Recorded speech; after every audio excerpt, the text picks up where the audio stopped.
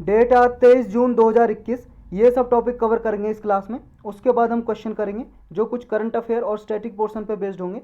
First topic है अपना जान है तो जहान है अवेयरनेस कैंपेन। ये कैंपेन है, अभियान है एक। ये किस लिए चलाया जा रहा है? अवेयरनेस स्प्रेड करने के लिए। अवेयरनेस का मतलब है जागरूकता फैलाने के लिए। मिनिस्ट्री ऑफ माइनॉरिटी अफेयर्स ने लॉन्च किया है। कहाँ पे जागरूकता फैलाएंगे ये? रूरल और रिमोट एरियाज में। रूरल का मतलब है ग्रामीण क्षेत्र में, और रिमोट का मतलब यही दूर दराज के जो इलाके होते हैं, पहाड़ी इलाके, उन एरियाज में ये कोरोना वैक्सीनेशन को लेके अवेयरनेस फैलाएंगे। जो लोग वहाँ पे क्या है, र्यूमर्स फैलाई जाती हैं। र्यूमर्स का मतलब है अफवाह। लोगों को रोका जाता है कि अगर आप वैक्सीन लगवाओगे तो आपकी डेथ हो जाएगी। तो ये जो र्यूमर्स फैलाई हुई हैं, जो गलत तरीके से इन्फॉर्मेशन दी हुई है लोगों को, इससे लोगों को अवगत कराना, जागरूक कराना, ताकि वो कोरोना की वैक्सीन लगवा सकें। तो इसलिए ये कैंपेन चलाया जा रहा है। नेक्स्ट टॉपिक है अपना shifting of jurisdiction of high court. High court के जुरिस्डिक्शन को शिफ्ट करने के लिए डिमांड अभी रखी गई है। क्यों रखी गई है? जो एडमिनिस्ट्रेशन है लक्षद्वीप के एडमिनिस्ट्रेशन ने ये प्रपोजल रखा है कि अभी जो लक्षद्वीप है वो केरल हाई कोर्ट के अंदर आता है। उसने कहा है कि हमें कर्नाटक हाई कोर्ट के अंदर डालो, शिफ्ट करो हमें। तो हमारे लिए ज़रूरी होता है कि ये जुरिस्डिक्शन को शिफ्ट करना, जैसे हाई कोर्ट का जुरिस्डिक्शन है, इसको शिफ्ट करना किसके पास पावर है, कौन शिफ्ट कर सकता है। उससे पहले जानेंगे इसका थोड़ा बैकग्राउंड के क्यों ये प्रपोजल रखा है जो एडमिनिस्ट्रेशन ने रखा है लक्षद्वीप के ने। लक्षद्वीप तो आपको पता ही होगा कहाँ पे, ये अपना हिंदुस्तान, यहाँ पे केरल, और यहाँ पे लक्षद्वीप जो आइलैंड है, इसका जो हाई कोर्ट है खुद का नहीं है, ये केरल हाई कोर्ट के अंदर ही आता है। जो भी इसमें केसेस जाते हैं केरल हाई कोर्ट में सुने जाते हैं इसके। अब ये प्रपोजल इसलिए रखा है क्योंकि जो यहाँ के एडमिनिस्ट्रेटर हैं प्रफुल्ल खोड़ा पटेल, उनके अगेंस्ट बहुत सारी लिटिगेशन चल रहे हैं। इनके खिलाफ पिटीशन याचिका डाली गई केरल हाई कोर्ट में। इनके खिलाफ क्यों डाली गई? क्योंकि इन्होंने कुछ दिन पहले कुछ रूल्स नियम बनाए थे यहाँ पे। जैसे यहाँ पे जो फिशरमैन रहते हैं उनकी हट्स वगैरह को डिमोलिश करने के लिए। मतलब यहाँ पे क्या है, फिशरमैन का मतलब जो मछली उत्पादन करते हैं, रोड के आसपास हट्स, झोपड़ी बना के ये रह रहे हैं, लेकिन उनको डिमोलिश करने के लिए, डिमोलिश का मतलब है रिमूव, हटाना, इनको हटाने के लिए ऑर्डर दिया यहाँ पे, ताकि जो रोड है उसको चौड़ा बनाया जा सके, वाइड किया जा सके। और भी बहुत सारे इन्होंने, जैसे कोविड-19 को यहाँ पे लोगों में अवेयरनेस फैलाने के लिए, अप्रोप्रिएट बिहेवियर चेंज करने के लिए उनका कुछ एक्शन लिए इन्होंने, और भी कई सारे एक्ट इंट्रोड्यूस किए इन्होंने। तो इनके खिलाफ क्या है, लोगों में वहाँ भय हो गया है एक तरह से। वो कह रहे हैं कि बहुत ज़्यादा स्ट्रिक्ट एक्शन ले रहे हैं ये। इनके खिलाफ केरल हाई कोर्ट में बहुत सारी पिटीशन डाली। तो इसलिए ये चाह रहे हैं कि एडमिनिस्ट्रेशन इनका कहाँ पे, केरल से शिफ्ट हो जाए, कहाँ पे, कर्नाटक में। तो अब ये पावर किसके पास होती है, ये हमारे लिए इंपॉर्टेंट है जाना, कि इसको केरल हाई कोर्ट का अभी जुरिस्डिक्शन आता है लक्षद्वीप के अंदर, इसको कौन शिफ्ट कर सकता है? ये पावर होती है पार्लियामेंट के पास। पार्लियामेंट के पास होती है। पार्लियामेंट आप जाते हो, पार्लियामेंट में कौन कौन आता है? लोकसभा, राज्यसभा और प्रेसिडेंट। पार्लियामेंट क्या है, एक्ट बना सकती है, कानून बना सकती है, और हाई कोर्ट के जुरिस्डिक्शन को शिफ्ट कर सकती है। केवल और केवल ओनली पार्लियामेंट के पास पावर होती है ये। और ये पावर देता है आर्टिकल 241 हमारे कॉन्स्टिट्यूशन का, संविधान का। पार्लियामेंट में बाई लॉ कानून बनाकर हाई कोर्ट या किसी यूनियन टेरिटरी या स्टेट के लिए हाई कोर्ट वगैरह बना सकती है, या दो यूनियन टेरिटरी के लिए, दो स्टेट या उससे ज़्यादा के लिए हाई कोर्ट बना सकती है। लेकिन इसी आर्टिकल का, आर्टिकल 241 का सेक्शन 4 ये बोलता है कि ये पार्लियामेंट को ये पावर नहीं देता कि वो किसी हाई कोर्ट को डेरोगेट्स करे। डेरोगेट्स का मतलब है डिसरेस्पेक्ट, किसी कोर्ट का अपमान करे, कि उसका क्या है, पार्लियामेंट को किसी उसकी पावर को एक्सक्लूड नहीं कर सकता, इसकी पावर को एक्सक्लूड नहीं कर सकता, घटा नहीं सकता, डिमिनिश नहीं कर सकता। ये पावर नहीं देता है ये आर्टिकल का ये वाला सेक्शन। जैसे मान लो केरल हाई कोर्ट है, केरल हाई कोर्ट की पावर डिमिनिश नहीं कर सकता, डिमिनिश नहीं कर सकता। डिमिनिश का मतलब है इसकी पावर को डिक्रीज नहीं कर सकता, घटा नहीं सकता। ये लिमिट लगाई हुई है कुछ पार्लियामेंट पे इस आर्टिकल के 4 सेक्शन ने, आर्टिकल 241 के सेक्शन 4 ने। लेकिन अगर मान लो शिफ्ट कर दिया जाए, केरल से कर्नाटक हाई कोर्ट को दे दिया जाए जुरिस्डिक्शन लक्षद्वीप का, तो उससे चैलेंजेस क्या होंगी, चुनौतियाँ क्या होंगी? चुनौतियाँ एक तो यही होंगी, देखो अभी तो केरल हाई कोर्ट के अंदर जुरिस्डिक्शन है लक्षद्वीप का, और केरल हाई कोर्ट में केरल में मलयालम भाषा बोली जाती है, और लक्षद्वीप में भी मलयालम भाषा बोली जाती है और लिखी जाती है। रिटन लैंग्वेज भी है और स्पोकन लैंग्वेज भी है। और अगर केरल से कर्नाटक में रख देंगे, कर्नाटक में कन्नड़ बोली जाती है भाई साहब, कन्नड़ भाषा। तो एक तो लैंग्वेज का ये, एक तरह से लैंग्वेज का जो बॉन्ड है वो ब्रेक हो जाएगा, बॉन्ड ऑफ लैंग्वेज है वो ब्रेक हो जाएगा, और पूरा एंटायर जुडिशियल सिस्टम भी चेंज हो जाएगा। अभी केरल हाई कोर्ट मलयालम भाषा में कोई डिसीजन देता है तो वहाँ के लोग समझ पाते हैं। अब कन्नड़ में भाषा कन्नड़ में देंगे ये डिसीजन कर्नाटक का हाई कोर्ट, तो फिर भाषा का जो थोड़ा मिसमैच हो जाएगा। और एक दूसरा चैलेंज ये भी है कि अभी केरल जो है, केरल का हाई कोर्ट है वो 400 किलोमीटर दूर है लक्षद्वीप से, 400 किलोमीटर। और कर्नाटक कितना दूर है, लगभग 1000 किलोमीटर से भी ज़्यादा दूर है। तो क्या है, डिस्टेंस भी ज़्यादा हो जाएगी। अगर मान लो किसी को कर्नाटक हाई कोर्ट में केस अपना डालना है तो 1000 किलोमीटर से ज़्यादा दूरी चलनी पड़ेगी, जो अभी 400 किलोमीटर के लगभग चलनी पड़ती है। नेक्स्ट चैलेंज क्या होगा, एक्स्ट्रा बर्डन आ जाएगा कर्नाटक हाई कोर्ट पे, दोबारा से सारे केस फ्रेशली सुने जाएंगे, तो ये भी एक चैलेंज है। पहले ही ऑलरेडी पेंडिंग में पड़े होते हैं इतने सारे केस, तो ये सारे चैलेंज है। तो यही था, इसमें चलते हैं नेक्स्ट टॉपिक पे। नेक्स्ट है अपना डीलिमिटेशन इन जम्मू कश्मीर। डीलिमिटेशन अभी क्या है, जम्मू कश्मीर में असेंबली के इलेक्शन होने वाले हैं, असेंबली के यानी कि एमएलए के इलेक्शन होने वाले हैं, स्टेट लेजिस्लेटिव असेंबली के। आप सबको पता है कि 5 अगस्त 2019 से पहले जम्मू एंड कश्मीर अलग स्टेट हुआ करता था, इसका अलग कॉन्स्टिट्यूशन था, संविधान था। अपने संविधान के अनुसार इसके इलेक्शन होते थे, अपने संविधान के अनुसार इसको गाइड किया जाता था। लेकिन 370 के जो हमारा आर्टिकल 370 है हमारे कॉन्स्टिट्यूशन का, संविधान का, उसके अकॉर्डिंग इसे स्पेशल पावर दिया हुआ था, स्पेशल स्टेट डिक्लेयर किया हुआ था। लेकिन गवर्नमेंट ने, हमारी सरकार ने, इंडियन गवर्नमेंट ने 5 अगस्त को 2019 को ये 370 आर्टिकल हटा दिया, कॉन्स्टिट्यूशन से ही हटा दिया, रिमूव कर दिया।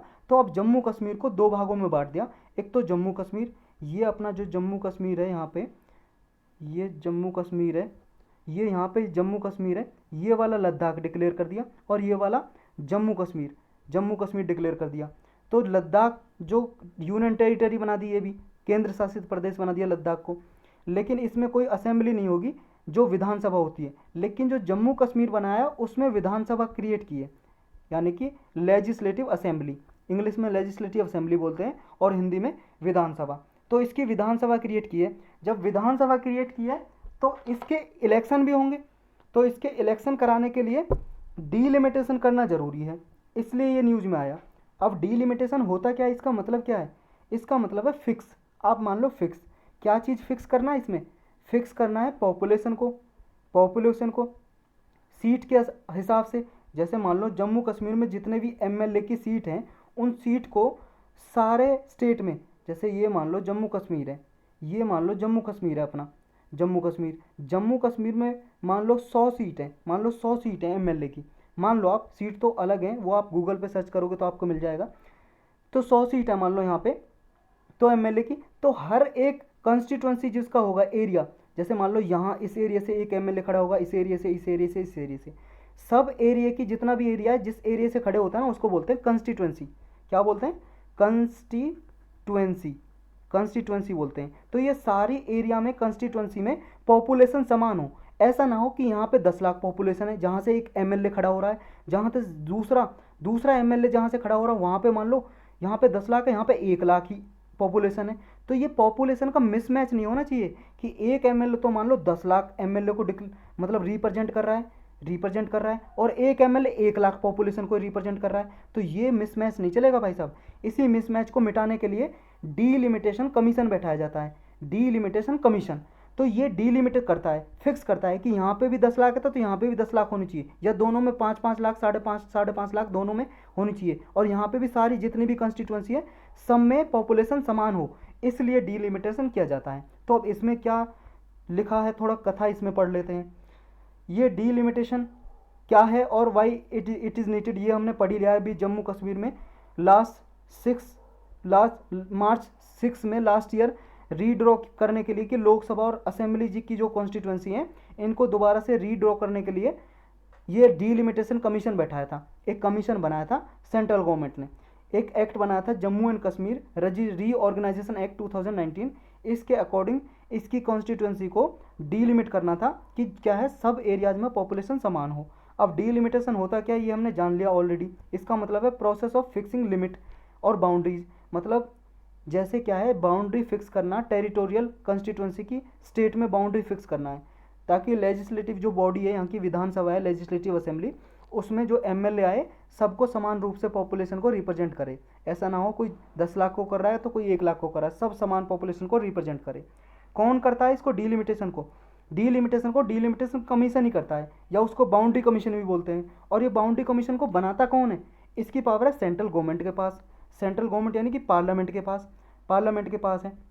लेकिन एक चीज़ याद रखनी है, जो डीलिमिटेशन कमीशन ने जो डिसीजन दे दिया ना कि हाँ इसमें इस स्टेट में इतनी पॉपुलेशन करेगी, मतलब ये करती तो सेम ही है, मतलब सेम पॉपुलेशन रहे सबकी। तो यहाँ पे जैसे मान लो इसने डिसीजन दे दिया, डीलिमिट कर दी, डीलिमिट करने के बाद जो इसने एक बार कमिटमेंट कर दिया, फिर इसकी कमिटमेंट को किसी भी कोर्ट में चैलेंज नहीं किया जा सकता। मतलब जो इसने डिसीजन ले लिया, किसी भी कोर्ट में उसे चुनौती नहीं दी जा सकती, इसके अगेंस्ट केस नहीं चलाया जा सकता कि आपने डीलिमिटेशन ये खराब तरीके से किया या इस तरीके से किया है, ऐसा कोर्ट में इसका केस नहीं चल सकता। ये चीज़ आपको याद रखनी है। इसकी डीलिमिटेशन कमीशन की कंपोजिशन क्या होती है? देखो, डीलिमिटेशन कमीशन एक्ट बनाया था 2002 में। इसके अकॉर्डिंग डीलिमिटेशन कमीशन में 3 मेंबर होंगे। एक तो सर्विंग या रिटायर जज होंगे सुप्रीम कोर्ट के, मतलब सुप्रीम कोर्ट में अभी जज हैं जो या रिटायर हो चुके हैं, ऐसे जज को बना दिया जाएगा इसका चेयरमैन। इसके चेयरपर्सन होंगे, चेयरमैन यानी कि अध्यक्ष होंगे इस डीलिमिटेशन कमीशन के। और इसके 2 मेंबर और होंगे। एक तो खुद चीफ इलेक्शन कमिश्नर, अगर चीफ इलेक्शन कमिश्नर नहीं आ सकते इसकी मीटिंग में, तो वो अपने बिहाफ पे इलेक्शन कमिश्नर को नॉमिनेट कर देते हैं। जो भी मान लो जो इलेक्शन कमीशन ऑफ इंडिया है हमारा, उसमें एक चीफ इलेक्शन कमीशन होता है और 2 इलेक्शन कमिश्नर होते हैं। अगर चीफ इलेक्शन कमिश्नर नहीं आना चाहते इसके मेंबर की तरह, तो वो अपने अपने बिहाफ से इलेक्शन कमिश्नर जो दूसरे मेंबर होते हैं इलेक्शन कमीशन ऑफ इंडिया के, उसको नॉमिनेट कर देते हैं, नामांकित कर देते हैं। तीसरे मेंबर कौन होते हैं? जो स्टेट इलेक्शन कमिश्नर होते हैं, वो इसके एक्स ऑफिशियो मेंबर होते हैं। इस एक्स ऑफिशियो का क्या मतलब होता है? जैसे मान लो जम्मू कश्मीर के लिए कराई जा रही है ये डीलिमिटेशन, तो जम्मू कश्मीर में भी तो कोई स्टेट इलेक्शन कमिश्नर होगा, जो जिस टाइम पे स्टेट इलेक्शन कमिश्नर है उसी टाइम पे वो ऑटोमेटिकली डीलिमिटेशन कमीशन का भी मेंबर बन जाएगा यहाँ के। समझ गए? एक्स ऑफिशियो का मतलब यही होता है कि जो जिस टाइम पे है स्टेट इलेक्शन कमिश्नर, वो ऑटोमेटिकली इसका मेंबर बन जाएगा। तो 3 मेंबर की बॉडी है, ये याद रखना। कंपोजिशन यूपीएससी पूछ लेता है। अब ये कॉन्स्टिट्यूशनल प्रोविजन क्या है इसकी डीलिमिटेशन कमीशन बनाने की? आर्टिकल 82 में दिया हुआ है कि पार्लियामेंट इनेक्ट कर सकता है delimitation act after every census.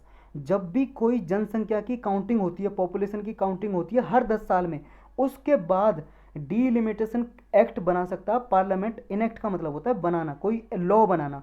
तो कोई भी एक्ट बना सकता है डीलिमिटेशन एक्ट एवरी सेंसस के बाद। ये आर्टिकल 82 पावर देता है पार्लियामेंट को।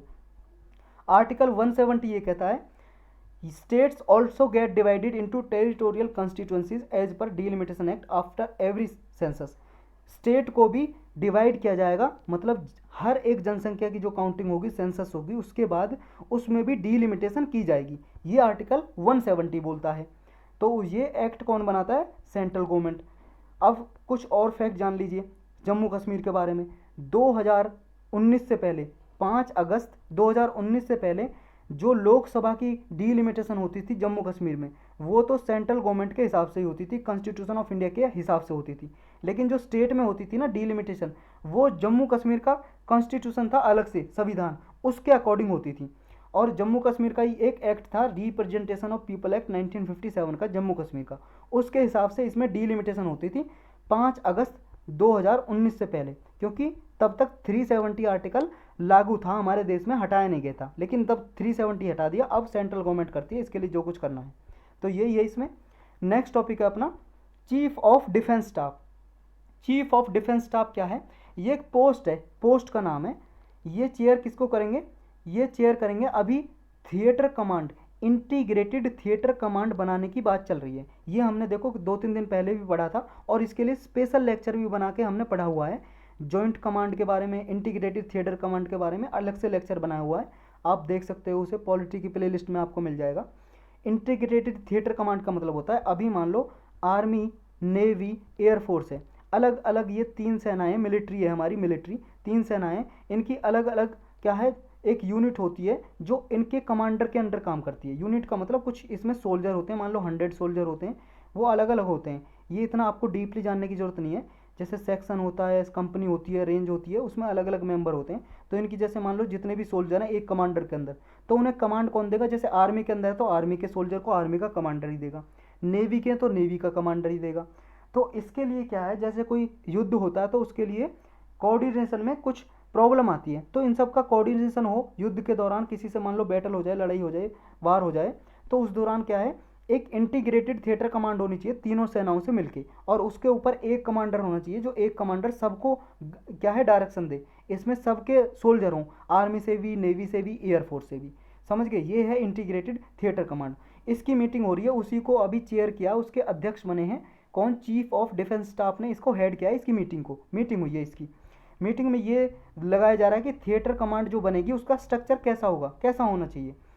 बैकग्राउंड ये है कि ऐसा फाइटिंग स्ट्रक्चर बनाया जा रहा है आर्म फोर्सेस का, या आर्मी, एयरफोर्स, नेवी का, ताकि एक कमांडर ही रेस्पॉन्सिबल हो इन्हें डायरेक्शन देने के लिए, जो भी इसमें 3 फोर्सेस से जो इसमें सोल्जर आए इस इंटीग्रेटेड थिएटर कमांड में।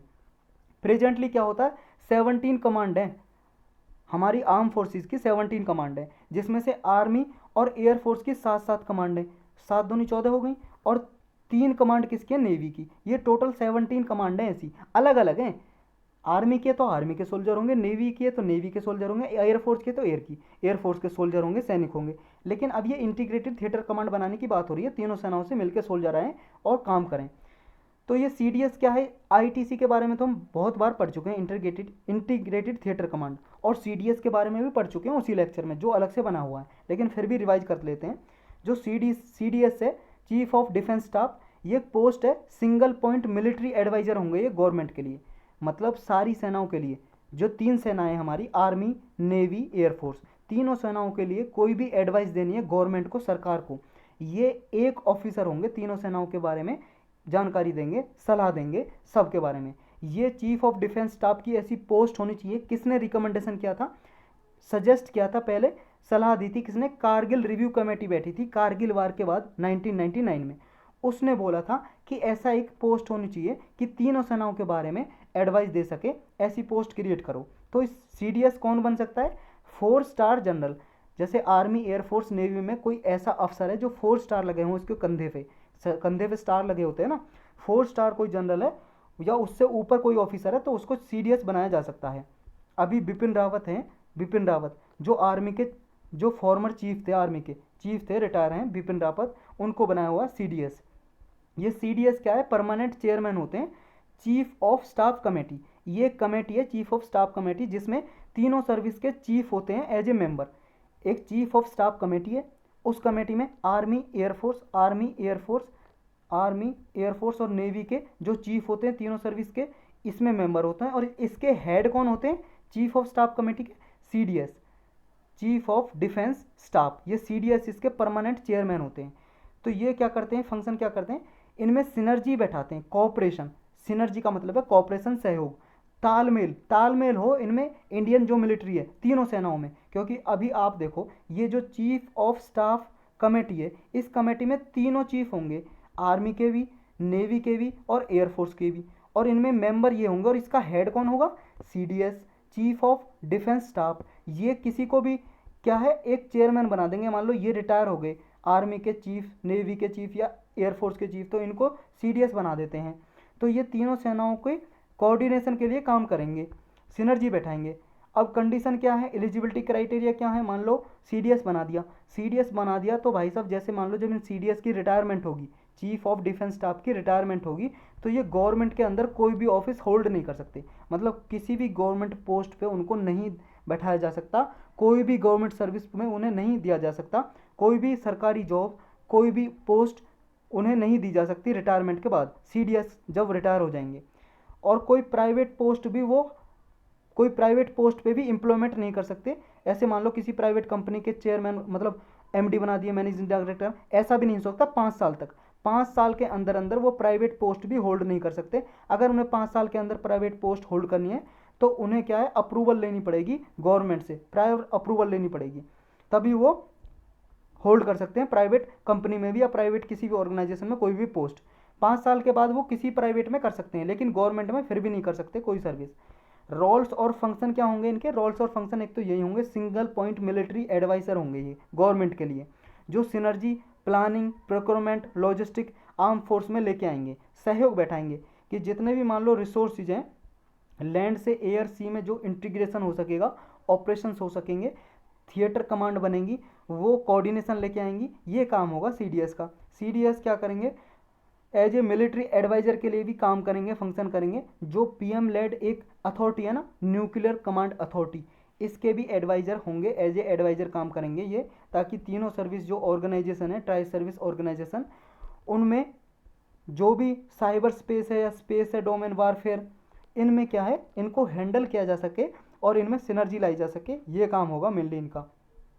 ये काम करेंगे प्रिंसिपल मिलिट्री एडवाइजर की तरह, जो डिफेंस मिनिस्टर होते हैं उसके लिए, और परमानेंट चेयरमैन होंगे चीफ ऑफ स्टाफ कमेटी के। ये हमने ऊपर देख ही लिया है, चीफ ऑफ स्टाफ कमेटी के परमानेंट चेयरमैन तो होंगे ही, और डिफेंस मिनिस्टर को भी ये एडवाइस देंगे, उनके लिए प्रिंसिपल मिलिट्री एडवाइजर की तरह काम करेंगे, फंक्शन करेंगे।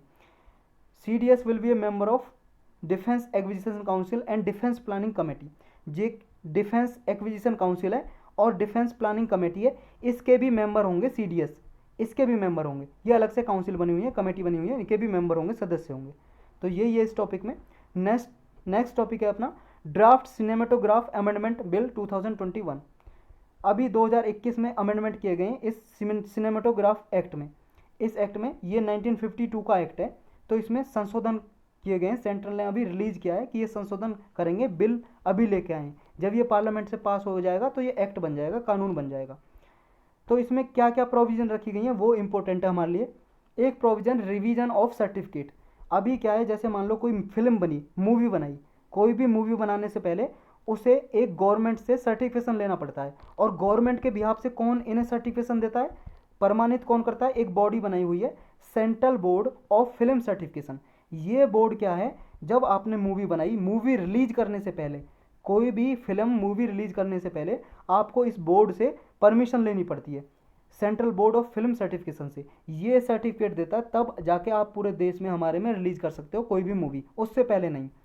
तो अभी तक तो ये प्रोसेस था कि इससे परमिशन ली और रिलीज कर दी, लेकिन अब क्या, इसके बाद, इससे बोर्ड से परमिशन लेने के बाद भी गवर्नमेंट दोबारा से रिव्यू करेगी, रिवीजन पावर होगी सेंट्रल गवर्नमेंट के पास। इसके बाद दोबारा से री एग्जामिन करेगी, और जब गवर्नमेंट परमिशन दे देगी तब वो रिलीज की जाएगी। मतलब डुअल सिस्टम आ गया, दो प्रोसेस आ गए। आपको परमिशन लेने के लिए दो प्रोसेस करने पड़ेंगे। मान लो आप भाई साहब डायरेक्टर या आप निर्देशक हो, उसके प्रोड्यूसर ऑफ किसी फिल्म के, आपको परमिशन लेने जा रही हैं, तो पहले central board of film certification से लेनी पड़ेगी, और फिर सेंट्रल गवर्नमेंट उसका रिव्यू करेगी, तभी आप कर सकते हो, उसका रिलीज कर सकते हो उस मूवी को। एज बेस्ड सर्टिफिकेशन भी नए ले आए। अब तक क्या होता था, 3 तरह के सर्टिफिकेट देती थी ये board, central board of film certification है, 3 तरह के सर्टिफिकेशन देती थी किसी भी मूवी को। एक तो यू टाइप का, U/A और A। ये क्या है, यू का मतलब है अनरेस्ट्रिक्टेड, अनरेस्ट्रिक्टेड का मतलब है कोई भी उस मूवी को जाकर देख सकता है, और U/A का मतलब है जो 12 साल से कम उम्र के बच्चे हैं उनको रेस्ट्रिक्शन है, बाकी सब देख सकते हैं। 12 ईयर से कम के जो बच्चे हैं वो इस मूवी को नहीं देख सकते। जैसे मान लो कोई अश्लीलता दिखाई गई है तो उस ऐसे रेस्ट्रिक्शन लगा देती थी, ये सर्टिफिकेशन में देती थी। और ए का मतलब है सिर्फ एडल्ट देख सकते हैं उसको। एडल्ट का मतलब है जो 18 साल से ऊपर के आदमी हैं वो देख सकते हैं, चिल्ड्रन नहीं देख सकते। मतलब 18 साल से कम के जो बच्चे हैं वो उसे नहीं देख सकते उस मूवी को, अगर जिसे ए सर्टिफिकेट मिला है। लेकिन अब तीनों को और कैटेगरी में डिवाइड कर दिया। एक तो U/7+, इसका मतलब है जो 7 ईयर से कम के बच्चे हैं वो नहीं देख सकते, बाकी सब देख सकते हैं। U/A 13+, 13 साल से कम उम्र के बच्चे हैं वो नहीं देख सकते, बाकी सब देख सकते हैं। U/A 16+, 16 ईयर से कम के बच्चे हैं वो नहीं देख सकते, बाकी सब उस मूवी को देख सकते हैं। तो 3 तरह के सर्टिफिकेशन में डिवाइड कर दिया। नेक्स्ट है प्रोविजन अगेंस्ट पायरेसी। पायरेसी का मतलब है जैसे मान लो मूवी आई और उसको पायरेट कर लेते हैं, चुरा लेते हैं मूवी को और कहीं और प्लेटफॉर्म पर रिलीज कर देते हैं। आपको पता है गूगल पर सर्च मारोगे दुनिया भर की वेबसाइट पे मूवी मिल जाती है पायरेटेड फॉर्म में। तो जो पायरेसी है इसको रोकने के लिए नई प्रोविजन लाए गए हैं। अभी तक क्या है, इस एक्ट में 1952 के एक्ट में पायरेसी को रोकने के लिए कोई प्रोविजन नहीं थी, कोई धारा नहीं थी। लेकिन अब इसको वायलेशन करेगा, जो पायरेसी करेगा, फिल्म की चोरी करेगा, उसे पनिश किया जाएगा और इम्प्रिजनमेंट किया जाएगा, उसे कैद में डाला जाएगा और फाइन भी लग सकता है उस पर। नेक्स्ट क्या है, इटरनल सर्टिफिकेट। इटरनल का मतलब होता है लाइफ टाइम के लिए।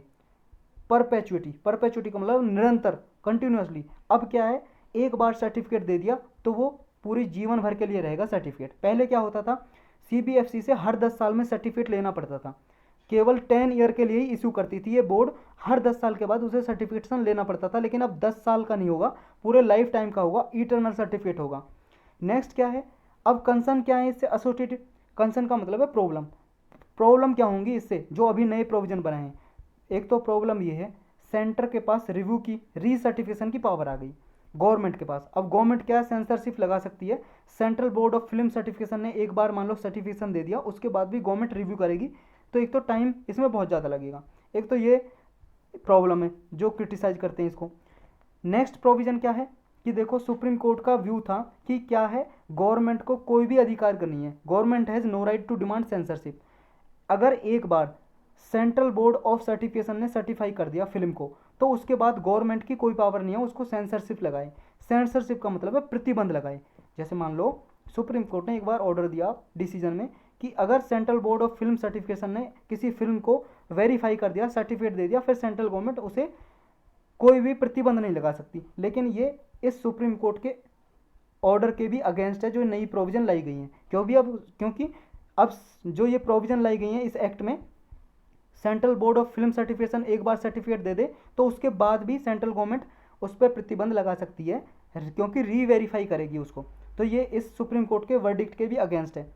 नेक्स्ट क्या है, नेक्स्ट ये है, देखो आपको भी पता है, जैसे फिल्म जो ये central board of film certification है, इसने किसी को सर्टिफिकेशन दे दिया और उसके बाद क्या है, फिल्म रिलीज होने से पहले, मान लो 2 दिन बाद फिल्म रिलीज ही होने वाली है, और बहुत सारे लोग ऐसे होते हैं रिवोट्स कर देते हैं, मतलब उसके खिलाफ अगेंस्ट प्रोसेस चला देते हैं, प्रोटेस्ट कर देते हैं, विद्रोह कर देते हैं। कोई ग्रुप हुआ, वेरियस ग्रुप या इंडिविजुअल ग्रुप हुआ, जैसे आपने देखा होगा पद्मावत जब मूवी आई थी तो कुछ पर्टिकुलर कास्ट के लोगों ने विरोध किया था, प्रोटेस्ट किया था, क्योंकि वो सोच रहे थे उनकी कल्चर को गलत तरीके से दिखाया जा रहा है उसमें। तो अगर मान लो central board of film certification ने वेरीफाई कर दिया, क्योंकि ये तो तभी सर्टिफिकेशन देती है जब कोई प्रॉब्लम ना हो, और ये देने के बाद फिल्म रिलीज ही होने वाली है 2-3 दिन पहले, तो उससे पहले अब सेंट्रल गवर्नमेंट के पास पावर आ गई। अगर मान लो कोई प्रोटेस्ट हो गए तो सेंट्रल गवर्नमेंट उस पर क्या है, प्रतिबंध लगा सकती है, सेंसरशिप लगा सकती है। तो एक ये भी प्रॉब्लम है, फिल्म रिलीज ही नहीं होगी, तो ये भी एक प्रॉब्लम हो गई। अब व्हाट डज द गवर्नमेंट से ऑन दिस, अब गवर्नमेंट का क्या कहना है इस पर, गवर्नमेंट क्या कहती है इन जो ये क्रिटिसिज्म किए गए हैं इस प्रोविजन के, गवर्नमेंट का क्या कहना है।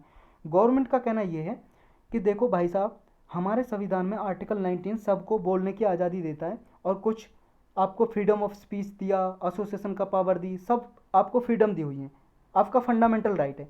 लेकिन फंडामेंटल राइट होने के बावजूद इसमें आर्टिकल 19 में ही क्लाउज टू में रेस्ट्रिक्शन दी हुई है, रीजनेबल रेस्ट्रिक्शन दी हुई है कि गवर्नमेंट चाहे तो पाबंदी भी लगा सकती है। उसमें कुछ बेसिस दिए हुए हैं, ग्राउंड आधार दिए हुए हैं, जैसे सॉवरेंटी के बेस पे, इंटीग्रिटी के बेस पे, तो ये जैसे कंटेम्प्ट ऑफ कोर्ट के बेस पे, पब्लिक ऑर्डर के बेस पे, लॉ एंड ऑर्डर के बेस पे कुछ रेस्ट्रिक्शन लगा सकती है। तो ये गवर्नमेंट क्या है, सिर्फ इसी पावर को यूज कर रही है अपनी, कि अगर मान लो उसे लगता है कुछ लॉ एंड ऑर्डर की सिचुएशन बिगड़ने वाली है तो वो सेंसरशिप लगा सकती है किसी भी फिल्म पे। तो बस ये कहना है गवर्नमेंट का, यही था। इसमें चलते हैं नेक्स्ट टॉपिक पे। नेक्स्ट है अपना निष्ठा टीचर्स ट्रेनिंग प्रोग्राम। ये निष्ठा एक स्कीम है जिसमें टीचर को ट्रेनिंग दी जाएगी, टीचर को इस बात की ट्रेनिंग दी जाएगी कि बच्चों को कैसे पढ़ाया जाए। अभी क्या है, आपने देखा होगा रूरल एरियाज़ में अब तो बहुत कम हो गया है। जब हम पढ़ा करते थे बच्चों में, जब मान लो 5th क्लास तक थे, तो बच्चों को बहुत मारा जाता था, इतने बड़े बड़े डंडे लेके आते थे, कोई बच्चा काम करके नहीं लाया है, कुछ याद नहीं हुआ है तो बहुत ज़्यादा मारते थे। तो ये सिस्टम है ना, इसको सिस्टम को ख़त्म करने के लिए टीचर्स को ट्रेनिंग दी जाएगी कि आप क्या है बच्चों को कैसे पढ़ाओगे, कैसे ट्रीट करोगे उन्हें, कैसे उनमें डेवलप करोगे उनके माइंड को, ये सब ट्रेनिंग दी जाएगी टीचर्स को निष्ठा स्कीम के अंदर। ये पहले से ही चलाई हुई है, ये स्कीम 2019-20 में चलाई थी ये स्कीम टीचर्स ट्रेनिंग के लिए। लेकिन अभी क्या है, इस स्कीम को चलाया जा रहा है जो एकलव्य स्कूल है ना, Eklavya model residential school, Eklavya school होते हैं जो ट्राइबल हैं ना, ट्राइबल आदिवासी, उनके लिए स्कूल्स बनाए गए हैं एकलव्य स्कूल, जहाँ पे 20,000 या उससे ज़्यादा 20,000 या उससे ज़्यादा जहाँ पॉपुलेशन है, 20,000 या 20,000 से ज़्यादा जहाँ पॉपुलेशन है, वहाँ एक एकलव्य स्कूल होना जरूरी है। तो इन स्कूल में निष्ठा ट्रेनिंग दी जाएगी, निष्ठा कैपेसिटी बिल्डिंग प्रोग्राम चलाया जाएगा। और कौन चला रहा है ना इनको, मिनिस्ट्री ऑफ ट्राइबल अफेयर्स और एनसीईआरटी। एनसीईआरटी वो काउंसिल है, संस्था है जो आपकी बुक छापती है ना, एनसीईआरटी की बुक जो आप पढ़ते हो यूपीएससी की तैयारी करने के लिए 6 to 12 एनसीईआरटी, वो ये काउंसिल है, national council of education research and training. ये काउंसिल है, ये मिलके और मिनिस्ट्री ऑफ ट्राइबल अफेयर मिलके इसको इम्प्लीमेंट कर रहे हैं। टीचर्स और प्रिंसिपल को इसमें प्रोग्राम में कैपेसिटी बिल्डिंग करेंगी। इनका कैपेसिटी बिल्डिंग का मतलब है इन्हें ट्रेनिंग देंगी।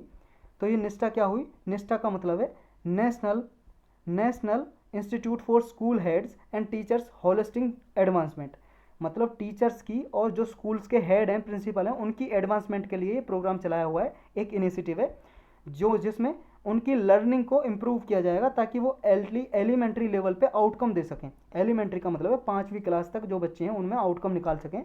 तो टीचर्स ट्रेनिंग है, इंटीग्रेटेड प्रोग्राम है फॉर टीचर्स ट्रेनिंग। इसमें ये क्या है, लार्जेस्ट टीचर्स ट्रेनिंग प्रोग्राम है इन द वर्ल्ड, पूरे वर्ल्ड में सबसे बड़ा प्रोग्राम है जिसमें टीचर्स को ट्रेनिंग दी जाएगी। ये समग्र शिक्षा एक स्कीम है, ये हमने पढ़ी भी हुई है स्पेशल लेक्चर लेके। देखो मोस्ट इंपॉर्टेंट है, हर आप 5 साल के पेपर उठा के देखो पिछले मेंस की बात कर रहा हूँ मैं, उनमें आपको 1 से 2 क्वेश्चन और लगभग 3 से 4 क्वेश्चन, सारे जीएस के पेपर मिला दोगे ना, जीएस के पेपर में 3 से 4 क्वेश्चन एजुकेशन से रिलेटेड आते हैं और उसमें समग्र शिक्षा का क्या है आप उपयोग कर सकते हो, मेंशन कर सकते हो। तो ये अगर आपने लेक्चर नहीं देगा समग्र शिक्षा का तो वो आप जरूर देखना, लेक्चर समग्र शिक्षा का लेक्चर बना हुआ है, प्लेलिस्ट में डाला हुआ है, वो शायद पॉलिटी या इकोनॉमी की प्लेलिस्ट में होगा या अदर इंपॉर्टेंट की जो प्लेलिस्ट बनी हुई है चैनल पर उसमें होगा। तो ये प्रोग्राम चला हुआ है, स्कीम योजना समग्र शिक्षा, उसी के अंदर ये 2019-20 में निष्ठा जो स्कीम है निष्ठा उसी के अंदर लॉन्च की थी और ये सेंट्रली स्पॉन्सर्ड स्कीम है। तो ये आपको याद रखना है, सेंट्रली स्पॉन्सर्ड स्कीम का मतलब होता है जिसे सेंट्रल गवर्नमेंट और स्टेट गवर्नमेंट दोनों लागू करती हैं, दोनों पैसा देती हैं। और एक होता है अपना सेंट्रली सेक्टर स्कीम जिससे सिर्फ सेंट्रल गवर्नमेंट पैसा देती है जिसमें, और इम्प्लीमेंट भी सेंट्रल गवर्नमेंट करती है, वो होती है सेक्टर स्कीम। इसका ऑब्जेक्टिव क्या है, ऑब्जेक्टिव अभी तो पढ़ते आ रहे हैं हम, दोबारा पढ़ना है क्या, वो ये ऑब्जेक्टिव कि क्या है क्रिटिकल थिंकिंग, और क्या है क्रिटिकल थिंकिंग डेवलप करेंगे स्टूडेंट्स में, उसके लिए टीचर्स को ट्रेनिंग दी जाएगी ताकि वो अपनी स्किल्स डेवलप कर सके और बच्चों को पढ़ा सके। इम्प्लीमेंटेशन कौन करेगा, इम्प्लीमेंटेशन करेगा इसे training will be conducted directly by की रिसोर्स पर्सन। ये 33,120 की रिसोर्स पर्सन होंगे जिनमें स्टेट रिसोर्स पर्सन भी होंगे, जिन्हें स्टेट और यूटी आइडेंटिफाई करेगी, मतलब ऐसे लोगों को आइडेंटिफाई करेंगे जो टीचर्स को ट्रेनिंग दे सकें। और ये 120 नेशनल रिसोर्स पर्सन आइडेंटिफाई करेंगे जिसमें से national council of educational research training है, इसमें से कुछ पर्सन लिए जाएंगे और कुछ पर्सन लिए जाएंगे कुछ और इंस्टीट्यूट हैं जैसे national institute of education planning and administration, इस इंस्टीट्यूट से भी पर्सन लिए जाएंगे जो टीचर्स को ट्रेनिंग देंगे। अब इसकी एक्सपेक्टेड आउटकम क्या होंगी, एक्सपेक्टेड का मतलब है आशा लगाई जा रही है, उम्मीद लगाई जा रही है कि इससे रिजल्ट क्या निकलेगा, परिणाम क्या होगा, क्या क्या परिणाम निकलेंगे इससे, परिणाम ऐसे उम्मीद लगाई जा रही है इससे लर्निंग जो आउटकम है स्टूडेंट्स में, बच्चों में, वो लर्निंग की जो आउटकम है, याद करने की क्षमता है, वो इम्प्रूवमेंट होगी, वो बढ़ेगी। इससे क्या होगा, इससे इंक्लूसिव क्लासरूम इन्वायरमेंट आएगा, क्रिएट होगा, सभी बच्चों को क्या है शिक्षा दिखाई दी जाएगी समान रूप से। अभी क्या ऐसा होता है कि जो टीचर क्या करता है, अभी जैसे जो बच्चा अपने आप अडेप्ट कर लेता है, अपने आप मान लो कैच कर लेता है, किसी की बच्चे की कैचिंग पावर अच्छी होती है, मान लो किसी को एक बार पढ़ाया और उसे समझ आ गया, किसी बच्चे की पावर थोड़ी मान लो उसका ध्यान नहीं होता उस टाइम पे। देखो सभी का दिमाग लगभग जो नॉर्मल पीपल होता है सभी का दिमाग सेम होता है, किसी को एक बार में समझ आ जाती है इसलिए क्योंकि उसका ध्यान उस समय पे वहाँ पे होता है जब पढ़ा रहे होते हैं।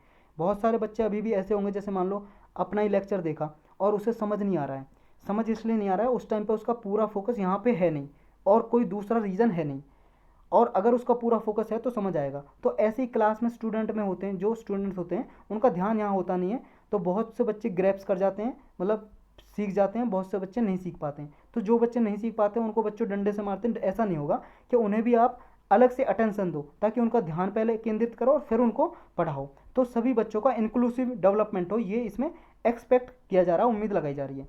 नेक्स्ट क्या होगा, नेक्स्ट होगा teachers are trained as first level counsellor. Teachers क्या है, एज ए काउंसलर की तरह काम करेंगे। काउंसलर की तरह मतलब उन्हें जैसे मान लो किसी को स्ट्रेस होता है, बच्चे को कोई दबाव में प्रेशर है, माइंड का प्रेशर, जैसे उसे इमोशनल या साइकोलॉजिकल नीड है किसी बच्चे को कि वो चाहता है काउंसलिंग करना, कि किसी टीचर से मान लो वो सलाह कर लेना चाहता है, तो टीचर्स को ऐसे बनाया जाएगा ताकि बच्चों को डर ना लगे कोई भी सलाह लेने से, कि आप फ्रीली कोई भी बच्चा जाके टीचर से बात कर सके। अभी आपने देखा स्कूल्स में अभी पढ़े होंगे, टीचर से डर लगता है कि अब हमने अपने मन की बात बोले या ना बोले, ऐसा डर लगता है कि पता नहीं टीचर हमें मारेगा क्या कहेगा। तो बच्चों को स्टूडेंट फ्रेंडली बनाया जाएगा ताकि ये साइकोलॉजिकल नीड भी अपनी पूरी कर सके। मान लो कोई अलग से परेशानी है, अपनी परेशानी शेयर कर सकें टीचर के साथ। नेक्स्ट क्या होगा, टीचर को ट्रेनिंग दी जाएगी यूजुअल आर्ट को भी वो एज ए पेडागोगी की तरह, लीडिंग की तरह यूज कर सकें। जैसे मान लो पेडागोगी का मतलब होता है एजुकेशन ही, आर्ट जो होती है जैसे मान लो चित्र वगैरह, चित्रकला बनाना, पेंटिंग करना, ये जो आर्ट है इनको भी प्रमोट किया जा सके ताकि क्रिएटिविटी लेके आई जा सके स्टूडेंट्स में, तो इसी को भी प्रमोट किया जाएगा। टीचर्स ट्रेन किए जाते हैं to develop and strengthen personal social qualities, teacher को ट्रेन किया जाएगा ताकि वो अपनी सोशल क्वालिटी को भी डेवलप कर सकें, ताकि स्टूडेंट्स का होलिस्टिक डेवलपमेंट किया जा सके, तो ताकि वो सोसाइटी को भी समझ सकें स्टूडेंट्स, ऐसा डेवलपमेंट किया जाएगा। Creation of healthy and safe school environment, school को हेल्थी बनाया जाएगा, सेफ इन्वायरमेंट होगा, वहाँ पे अच्छे क्लीन इन्वायरमेंट होगा, साफ सफाई होगी, ये सब कुछ इसमें क्रिएट किया जाएगा। Integration of ICT in teacher learning and assessment, information communication technology मतलब डिजिटल सिस्टम को भी, कंप्यूटर सिस्टम को भी इंक्लूड किया जाएगा ताकि टीचर कुछ सीख सकें और उनकी असेसमेंट की जाएगी, मूल्यांकन इवैल्यूएशन किया जाएगा। Stress free school based assessment की जाएगी कि स्कूल में कितना स्ट्रेस फ्री इन्वायरमेंट है, कोई बच्चा मान लो स्ट्रेस में आके तो नहीं पढ़ रहा है, इंजॉयमेंट के साथ पढ़ रहा है या नहीं, ये सब कुछ देखा जाएगा। कंपिटेंसी, जो लर्निंग कंपिटेंसी है इसको डेवलप किया जाएगा, जो सीख मतलब जो लर्निंग कंपिटेंसी है मतलब सीखने की जो क्षमता है ना, जो सीखने की, उसको डेवलप किया जाएगा। टीचर्स अडॉप्ट करेंगे एक्टिविटी बेस्ड लर्निंग, एक्टिविटी से बच्चों को सिखाया जाएगा, एक्टिविटी से, जैसे मान लो कोई एक्टिविटी करी किसी से रिलेटेड है, मान लो कोई हिस्ट्री का टॉपिक है तो एक्टिविटी बेस्ड किया जाएगा, किसी को महात्मा गांधी बना दिया, किसी को मान लो जवाहरलाल नेहरू बना दिया, तो एक्टिविटी कराई जाएंगी, उनके बेस्ड पे सिखाया जाएगा, एक्टिविटी बेस्ड लर्निंग होगी, रोट लर्निंग नहीं होगी। रोट लर्निंग का मतलब है रट्टे मारना, जैसे रट्टे मार लिए वो कुछ दिन तक रहता है, लेकिन मान लो आप उसे समझोगे किसी चीज़ को, आप ऐसे समझोगे कि ऐसा हैपनिंग हो रहा है तो वो जल्दी से याद होगा। जैसे आपने भी देखा होगा जब आप मूवी देखते हो तो उस बहुत वो काफ़ी दिनों तक याद रहती है, लगभग ज़िंदगी भर याद रह जाती है उसकी स्टोरी, लेकिन किताब याद नहीं रहती। तो ये इसका कारण यही है, जब आप पढ़ रहे होते हो ना तो उसे इन्वॉल्व नहीं हो पाते, उसमें पूरी तरह से इन्वॉल्व नहीं हो पाते। अगर आप उसमें इन्वॉल्व हो जाते हो, ऐसा सोचते हो हाँ ऐसा सिस्टम हो रहा है, अपने माइंड में एक इमेज बना लो, इमेज बना लो कि ऐसा हो रहा है आपके साथ और ऐसे इस टाइम पे मैं प्रेजेंट हूँ और मेरे सामने ऐसा ऐसा चल रहा है। जैसे आप हिस्ट्री पढ़ रहे हो तो उस टाइम पे सोच लो कि हाँ अब क्रांतिकारी आ रहे हैं, ये डिसीजन लिया इसमें, ये यहाँ पे ये पैक्ट हुआ, इसमें डिसीजन ये लिया, ऐसा कुछ करके। और देखो एक बात बताऊँ आपको, कोई भी आइंस्टाइन की औलाद नहीं है, कोई भी आइंस्टाइन की औलाद नहीं है, कोई भी बच्चा नहीं है आइंस्टाइन का किस इतना दिमाग तेज हो। आइंस्टाइन का भी दिमाग कोई इसलिए तेज था कि रिवीजन बहुत ज़रूरी होता है, कि भाई साहब एक रिवीजन बहुत ज़रूरी होता है किसी चीज़ के लिए। आपने एक बार पढ़ा, आपको समझ आ गया, लेकिन वो कितने दिन तक याद रहेगा, 10 दिन, 20 दिन, 1 महीने, 1 साल, अगर दोबारा उसे रिवाइज नहीं करोगे तो आप भूल जाओगे। अब बस आपको उसका क्या है नाम याद रहेगा, हाँ ऐसा कुछ मैंने पढ़ा था। तो सबसे ज़रूरी है रिवीजन, आप रिवाइज करो, आज पढ़ा है तो उसे 24 घंटे के अंदर रिवाइज करो, फिर उसे विद इन 1 वीक 7 डेज़ के अंदर रिवाइज करो, और फिर विद इन 30 डेज इसके अंदर रिवाइज करो। अगर आप 4 बार रिवाइज कर लेते हो ना तो आपको वो लगभग ज़िंदगी भर के लिए चीज़ याद हो जाती है। तो जो आज पढ़ा है उसे दोबारा से आज ही रिवाइज करो, फिर कल करो, फिर 7 दिन के अंदर करो, फिर 30 दिन में करो। तो अगर आप 4-5 बार रिवीजन कर लेते हो तो आपको बहुत याद रहेगा। लेकिन आप करते क्या, एक बुक पढ़ने बैठ जाते हो, यहाँ से स्टार्ट की, जब तक ख़त्म नहीं हो गई स्टार्ट करते गए, पीछे क्या है वो रिवाइज ही नहीं किया, दूसरे दिन आज जो पढ़ा है कल रिवाइज नहीं किया, जो आज पढ़ा है 7 दिन के अंदर रिवाइज नहीं किया, फिर 30 दिन के अंदर रिवाइज नहीं किया। तो आप पढ़ते जाते हो, वो मान लो 1 महीने में बुक ख़त्म हुई है, छोड़ दी, फिर दूसरा बुक ख़त्म करने की सोच रहे हो, तो आप क्या है बहुत गैप कर देते हो। तो इससे क्या है बहुत ज़्यादा रिवीजन नहीं करोगे तो याद नहीं रहेगी। तो अब क्वेश्चन करेंगे, रिवीजन बहुत हो गया। फर्स्ट क्वेश्चन अपना यही टॉपिक थे आज के। United nation decade on ecosystem restoration is led by, 2021 से 30 का डिकेड है, जो डिकेड का मतलब होता है 10 साल, ये 10 साल हैं यूनाइटेड नेशन ने इकोसिस्टम रिस्टोरेशन के लिए डिक्लेयर किए हैं। इसको लीड कौन कर रहा है, नेतृत्व कौन कर रहा है, यूनाइटेड नेशन की जो एजेंसी है कौन कौन सी इसे लीड करेंगे, नेतृत्व करेंगे इसका, यूनेप करेगा क्या या फाओ करेगा, या दोनों में से कोई नहीं।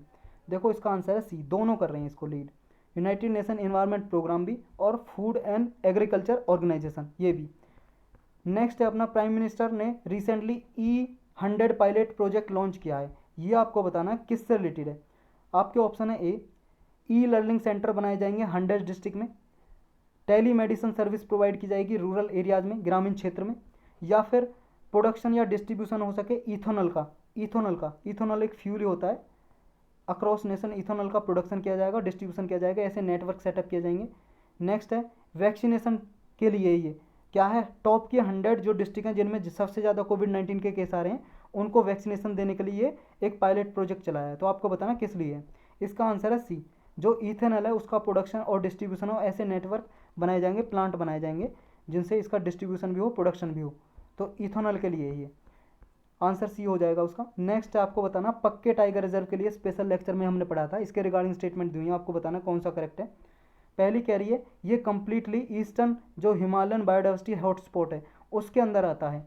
नेक्स्ट कह रहा है इसे बायोडाइवर्सिटी अवार्ड भी मिल चुका है, इंडियन बायोडाइवर्सिटी अवार्ड, और ये कंजर्वेशन ऑफ थ्रेटन्ड स्पीसीज की कैटेगरी में डाला गया है, जो हॉर्नबिल नेस्ट अडॉप्शन प्रोग्राम के अंदर आता है। तो आपको बताना है कौन सा करेक्ट है। हॉर्नबिल एक पक्षी होता है, पक्षी हमने देखा था बर्ड ये कैसा होता है जब ये पक्के टाइगर रिजर्व पढ़ा था। तो आपको करेक्ट बताना है कौन सा है, पहला दूसरा दोनों सही या दोनों गलत। दोनों के दोनों सही हैं। ईस्टर्न हिमालयाज में आता है, ये अरुणाचल प्रदेश में है। यहाँ पे बायोडाइवर्सिटी हॉटस्पॉट भी डिक्लेयर कर रखा है, यहाँ के जंगल को जो फॉरेस्ट एरिया है, क्योंकि बायोडाइवर्सिटी हॉटस्पॉट डिक्लेयर करने के लिए कुछ कैटेगरी होती हैं, जैसे वहाँ पे 70% से ज़्यादा जो उसकी डाइवर्सिटी है वो लॉस हो चुकी हो, लॉस मतलब ख़त्म हो चुकी हो, वहाँ पे लगभग 1500 से ज़्यादा स्पीसीज़ की वेराइटी हो, ऐसे कुछ क्राइटेरिया होते हैं किसी भी एरिया को बायोडाइवर्सिटी हॉटस्पॉट डिक्लेयर करने के लिए। तो ईस्टर्न हिमालयाज में वेस्टर्न घाट है, जो हमारा वेस्टर्न घाट जो हमारा हिंदुस्तान है, यहाँ पे ये हो गया जी अपना हिंदुस्तान, ये वेस्टर्न घाट ईस्टर्न घाट ये हमारे हॉटस्पॉट में आते हैं, बायोडाइवर्सिटी हॉटस्पॉट में। तो इसका आंसर सी हो गया। नेक्स्ट पे चल गए हम। नेक्स्ट है अपना ग्रेट इंडियन बस्टर्ड, ये बहुत बार पढ़ा है हमने, स्पेशल लेक्चर भी बनाया हुआ है ग्रेट इंडियन बस्टर्ड पे, और बहुत बार जब जो आपने लेक्चर देखे होंगे जो उस पर बने हुए हैं, important tiger reserve, forest areas और नेशनल पार्क, बायोडाइवर्सिटी, ये बायोस्फीयर रिजर्व के बारे में जो लेक्चर बने हुए हैं उनमें कई बार पढ़ा है हमने। तो आपको बताना है कौन कौन से प्रोटेक्टेड एरियाज हैं इसके लिए जहाँ पे पाया जाता है, ये एक बर्ड है, स्पीसीज है, बर्ड स्पीसीज है, पक्षी है, ग्रेट इंडियन बस्टर्ड कहाँ कहाँ पे पाया जाता है। डिजर्ट नेशनल पार्क में, पखुई वाइल्ड लाइफ सेंचुरी में, रोलापेडू वाइल्ड लाइफ सेंचुरी में, या करेरा वाइल्ड लाइफ सेंचुरी में। तो आपके ऑप्शन है 1 2 3 1 3 4 1 4 या ऑल ऑफ दी अबव।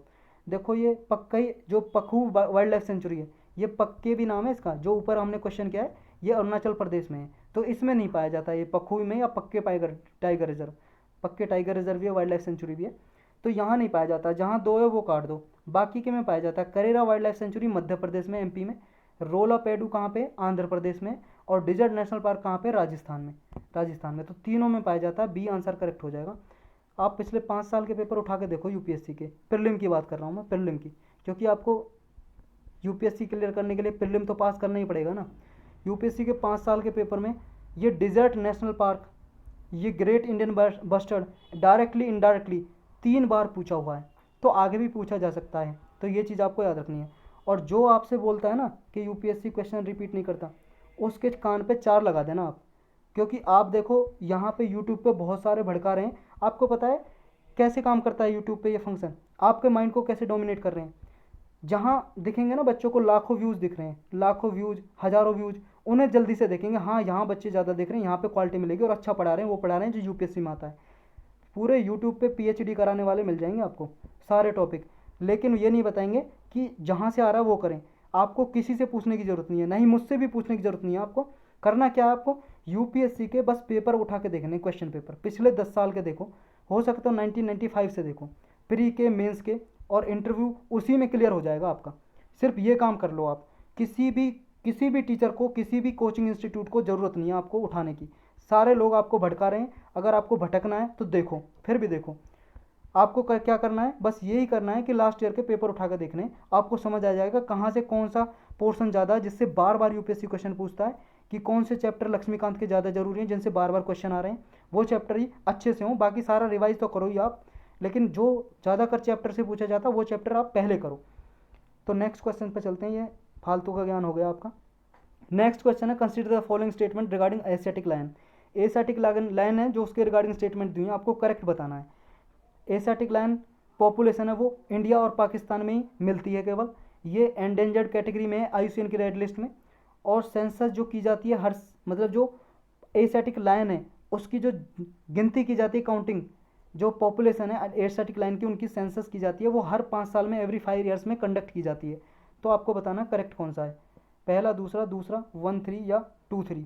देखो जो पहला है वो तो बिल्कुल गलत है, ये भाई साहब सिर्फ इंडिया में मिलते हैं, और इंडिया में भी एक जगह मिलते हैं। कहाँ पे मिलते हैं? एशियाटिक लायन गुजरात में, और गुजरात में भी एक जगह मिलते हैं, गिर नेशनल पार्क के बारे में हमने पढ़ा है अपने लेक्चर में ही किसी में। तो ये सिर्फ गिर में ही मिलते हैं और गुजरात में, इंडिया में। तो ये गलत हो जाएगा, तो पहला जहाँ पे काट दो, दूसरा तीसरा बिल्कुल सही है। तो डी आंसर करेक्ट हो जाएगा अपना, डी आंसर करेक्ट हो जाएगा 2 और 3। चलते हैं नेक्स्ट पे। 5 ही क्वेश्चन थे भाई साहब आज।